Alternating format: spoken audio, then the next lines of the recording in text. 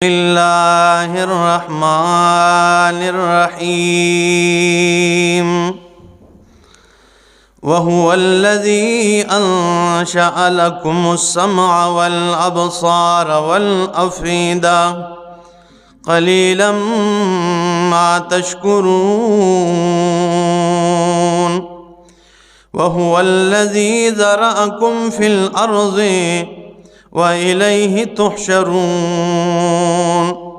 سبحان ربك رب العزة عما يصفون وسلام على المرسلين والحمد لله رب العالمين۔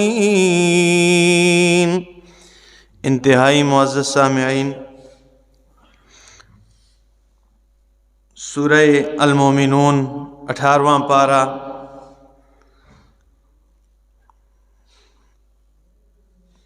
آج آپ کے سامنے آیت نمبر 79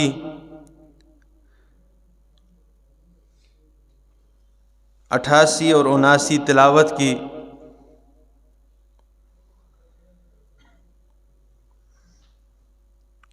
اٹھہتر اور 79 تلاوت کی، جس میں انسان کے ناشکرہ پن کا ذکر فرمایا، اور انسان کے اندر یہ بیماری بہت زیادہ پائی جاتی ہے کہ ناشکرہ پن اس کے اندر بہت زیادہ ہے۔ اللہ نے بارہا نعمتیں اس کے اوپر کیے، اسے پیدا فرمایا، اسے ہر نعمت سے نوازا، لیکن پھر بھی یہ اس کی وحدانیت کو سمجھ نہیں سکا۔ اسے اللہ نے عقل دیا، شعور دیا، اسے کان دیے سننے کے لیے، لیکن یہ حق سن نہیں پایا۔ اسے زبان دی بولنے کے لیے، لیکن یہ حق کا اظہار نہیں کر پایا۔ اسے اللہ نے ہاتھ دیے، پاؤں دیے، کئی نعمتیں اللہ نے دیے، لیکن یہ پھر بھی کیا ہے؟ ناشکرہ ہے۔ اور وہ احسانات اللہ نے جتلائے، فرمایا وَهُوَ الَّذِي أَنشَأَ لَكُمُ السَّمْعَ وَالْأَبْصَارَ، اللہ وہ ذات ہے جس نے تمہیں انشاء لکم السمع، جس نے تمہارے لیے کان بنائے، ٹھیک ہے، سننے کے اسباب پیدا کیے، والابصار، اور آنکھیں اللہ نے تمہیں دی ہیں، نہ تم حق دیکھ سکے ہو، نہ حق اس پہ سن سکے ہو، نہ کانوں سے حق سننے کی تم نے گوارا کیا ہے، نہ آنکھوں سے حق دیکھنے کی تم نے گوارا کیا ہے، والافئدہ، اور تمہیں اللہ نے دل دیے ہیں، اور نہ تم نے دل سے یہ غور و فکر کیا ہے۔ قلیلا ما تشکرون، بہت تھوڑے ہو تم جو شکر ادا کرتے ہو، بہت تھوڑے ہو جو تم کیا کرتے ہو؟ شکر ادا کرتے ہو۔ یہ میرے سامنے بالکل آخری پارہ ہے، 30واں پارہ ہے، سورہ عادیات میں اللہ فرماتے ہیں، 5 قسمیں اللہ نے اٹھائی ہیں، والعادیات ضبحا، اللہ فرماتے ہیں قسم ہے ان گھوڑوں کی، ضبحا، جو ٹاپ مار کر ہب ہب کی آواز نکالتی ہے، قسم ہے ان گھوڑوں کی جو دوڑتے ہوئے ٹاپ مار کر ان کی سینے سے جو آواز نکلتی ہے، ان گھوڑوں کی، فالموریات قدحا، جو قدم جمع کے، قدم زمین پہ پتنوں پہ لگا کے، فالموریات، جو چنگاریاں اڑاتی ہیں، فالمغیرات صبحا، اور قسم ہے ان گھوڑوں کی، الصبحا، جو صبح کے وقت غارت گری کرتا ہے، جو صبح کے وقت کیا کرتی ہیں؟ غارت گری کرتے ہیں، فَأَثَرْنَ بِهِ نَقْعًا، اور اپنے ان دوڑنے کی وجہ سے رات کو جو شبنم کی وجہ سے گرد و غبار بیٹھی ہوتی ہیں، فَأَثَرْنَ بِهِ نَقْعًا، اللہ فرماتے قسم ہے ان گھوڑوں کی جو دوڑنے کی وجہ سے وہ گرد و غبار اڑاتی ہیں، فَوَسَطْنَ بِهِ جَمْعًا، اور قسم ہے ان گھوڑوں کی جو دشمن کے صفوں میں حملہ آور ہوتی ہیں۔ یہ 5 قسمیں اللہ نے اٹھائی ہیں۔ باقی مفسرین تو معنی کرتے ہیں کہ قسم ہے ان گھوڑوں کی، لیکن شیخ القرآن امام محمد طاہر پنجپیری رحمہ اللہ وہ معنی کرتے ہیں کہ یا واو قسمیہ نہیں ہے، یا قسم نہیں اٹھائی جا رہی ہے، بلکہ یہاں گھوڑوں کی 5 حالتوں کو بطور گواہ پیش کیا گیا ہے۔ ٹھیک ہے، یہاں 5 حالتوں کو کیا کیا گیا؟ بطور گواہ پیش کیا گیا ہے۔ تو گواہ گھوڑوں کی یہ 5 حالتیں، اللہ فرماتے انسان تمہیں ایک جانور دیا ہے جس کا نام گھوڑا ہے، وہ تمہاری نافرمانی نہیں کرتا ہے، وہ تیری مخالفت نہیں کرتا ہے، تو نے اسے پیدا بھی نہیں کیا ہے، اس میں روح بھی تو نے نہیں ڈالی ہے، اسے تو نے 2 وقت کا چارہ ڈالا ہے، وہ تیرا اتنا فرمان بردار ہے کہ وَالْعَادِيَاتِ ضَبْحًا، وہ دوڑتا ہے تیرے لیے، اسے تجھے مالک سمجھ کے وہ دوڑتا ہے، ضبحا سینے سے تکھاوٹ کی وجہ سے وہ ہپ ہپ کی آواز نکالتے ہیں، اور فالموریات قدحا، وہ یہ نہیں دیکھتا کہ میں لوہے کے اوپر جا رہا ہوں، وہ یہ نہیں دیکھتا کہ میں پتھروں کے اوپر جا رہا ہوں، اور اللہ فرماتے ہیں فالموریات، وہ چنگاریاں اڑاتی ہیں، یعنی گویا اس طرح لگتا ہے کہ یہ آگ کے شعلوں پہ چل رہا ہے۔ یہ روڈ پہ آپ نے دیکھا گھوڑا جب چلتا ہے جو نال لگی ہوتی ہے نا، تو وہ جب روڈ کے ساتھ یہ ٹکرا ٹپک ٹپک تو اس سے آگ چنگاری اڑتی ہے اس طرح۔ ٹھیک ہے، تو فرمایا فَأَثَرْنَ بِهِ نَقْعًا فَالْمُغِيرَاتِ صُبْحًا، اور یہ صبح کے وقت غارت گری کرتا ہے، یہ نہیں دیکھتا کہ میں ہلاک ہو جاؤں گا، یہ نہیں دیکھتا کہ دشمن کا تیر تو مجھ پہ بھی لگ سکتا ہے۔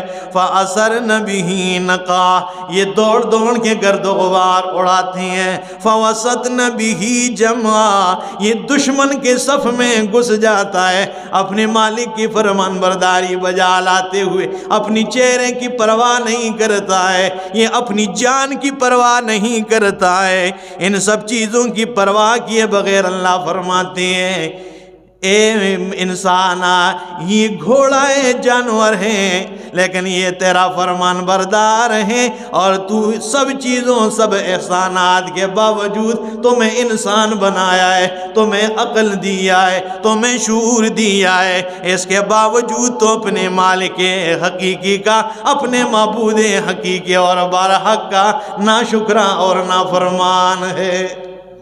اس کے آگے کیا فرمایا؟ یہ 5 چیزیں گواہیں، ان الانسان لربہ لکنود، کہ بے شک انسان اپنے رب کا بڑا ہی ناشکرا ہے، بڑا ناشکرا ہے یہ، ٹھیک ہے، شکر ادا نہیں کرتا۔ ہاں، قنوت کے علماء کرام نے کئی معنی کیے، قنوت کا ایک معنی یہ بھی علماء نے کیا ہے کہ انسان اتنا ناشکرا ہے کہ انعامات مصیبتوں کا ذکر تو کرتا ہے، اگر کوئی مصیبت آ جائے اس کا تذکرہ کرتا رہتا ہے، اللہ نے یہ مصیبت دی ہے، یہ مصیبت یہ تکلیف مجھے پہنچی ہے، لیکن یہ اللہ کے احسانات کو نہیں گنتا ہے کہ اللہ رب العالمین نے مجھ پہ احسانات کتنے کیے ہیں۔ یہ قنوت کا معنی ہے کہ یہ بھی کیا ہے، ٹھیک ہے۔ تو ان الانسان لربہ لکنود، بے شک انسان اپنے مالک حقیقی، اپنے معبود حقیقی اور برحق کا ناشکرا اور نافرمان ہے۔ اور یہ شکر ادا کرنا، یہ میرے سامنے سورہ سبا میں اللہ فرماتے ہیں آیت نمبر 13 میں، سورہ سبا 22واں پارہ ہے، آیت نمبر 13 میں اللہ فرماتے ہیں اعملوا آل داؤد شکرا، اے آل داؤد شکر بجا لاؤ۔ شکر ادا کرو۔ اعملوا آل داؤد شکرا، اے آل داؤد شکر بجا لاؤ۔ وقلیل من عبادی الشکور، اور میرے بندوں میں بہت تھوڑے شکر ادا کرنے والے۔ بندے تو میں نے بہت زیادہ پیدا کیے، انعامات کیے، احسانات کیے، لیکن وقلیل من عبادی الشکور، میرے بندوں میں بہت تھوڑے ہیں جو شکر ادا کرتے ہیں۔ اور میرے سامنے یہ 13واں پارہ ہے، سورہ ابراہیم ہے، پہلا صفحہ ہے۔ اللہ فرماتے ہیں وَإِذْ تَأَذَّنَ رَبُّكُمْ لَئِن شَكَرْتُمْ لَأَزِيدَنَّكُمْ، اللہ فرماتے ہیں لَئِن شَكَرْتُمْ، اگر میرے بندوں تم شکر ادا کرو گے، شکر بجا لاؤ گے، لَأَزِيدَنَّكُمْ، میں نعمتوں کی برسات کر دوں گا۔ لَإِن شَكَرْتُمْ لَأَزِيدَنَّكُمْ، لام تاکید نون ثقیلہ لگایا ہے، یعنی تاکید در تاکید اللہ نے ارشاد فرمائی ہے لَإِن شَكَرْتُمْ لَأَزِيدَنَّكُمْ، یعنی اللہ فرماتے ہیں میرے بندے شکر کرنے میں کمی تو نہ آنے دے، لَأَزِيدَنَّكُمْ، میں نعمتوں کی برسات کرنے میں کبھی کمی نہیں آنے دوں گا۔ شکر کرنے میں کبھی تو نہ کمی آنے دے، میں نعمتوں کی برسات کرنے میں کبھی کمی نہیں آنے دوں گا۔ اور اللہ کے پاک پیغمبر صلی اللہ تعالی علیہ وسلم یا باقی انبیاء کرام کا جب اللہ تذکرہ کرتے ہیں قرآن میں، یہ میرے سامنے 15واں پارہ ہے، آیت نمبر، یہ پہلی ابتدائی آیات میں سورہ بنی اسرائیل میں اللہ